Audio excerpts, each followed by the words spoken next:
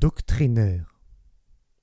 Ce nom, qui déjà aujourd'hui n'appartient plus qu'à l'histoire, a servi à désigner, avant et pendant le gouvernement de Juillet, un parti politique qui comptait parmi ses membres M. Royer-Collard, de Broglie, de Rémusat, Guizot, Jobert, de Vergier, de Horanne et Cousin.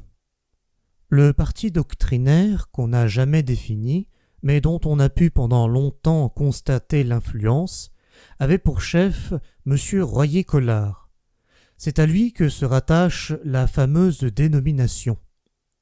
Après avoir passé les premières années de sa jeunesse dans un collège des pères de la doctrine chrétienne, dont un de ses oncles était supérieur, il alla terminer ses études à Saint-Omer, dans un autre collège de doctrinaires, où il enseigna pendant quelque temps les mathématiques.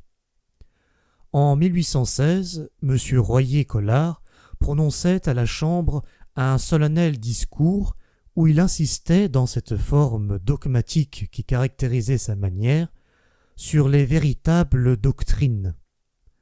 Un député de la majorité royaliste, faisant allusion aux écoles où M. Royer-Collard avait été élevé, s'écria « Voilà bien les doctrinaires !» Le mot fut jugé neuf, dit M.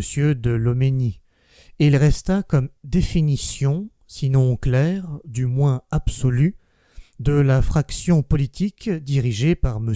Royer-Collard. Expliquerons-nous maintenant l'origine de ce fameux canapé de la doctrine qui éveille dans l'esprit des idées aussi vagues que le divan de la sublime porte? Qu'est-ce donc que le canapé? Voici l'histoire du canapé. On demandait un jour à M. le comte Beugnot, affilié aux doctrinaires, d'énumérer les forces de son parti. « Notre parti, répondit-il, tiendrait tout entier sur ce canapé. » Cet autre mot fit aussi fortune, et on le pressura si bien que le vulgaire en vint à se représenter le parti doctrinaire comme une agrégation de personnages semi-jésuites, semi-épicuriens, assis à la turque sur de moelleux coussins et devisant pédantesquement de la chose publique.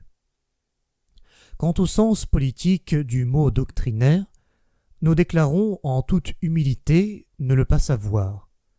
Il est de ceux que chacun traduit à sa guise. Aux yeux des uns, il signifie vertu et sagesse, aux yeux des autres, corruption et folie. À nos yeux, il ne signifie rien du tout. N'est-ce pas M. Dupin qui a dit « Les doctrinaires ne pratiquent pas leurs maximes, ils maximent leurs pratiques ».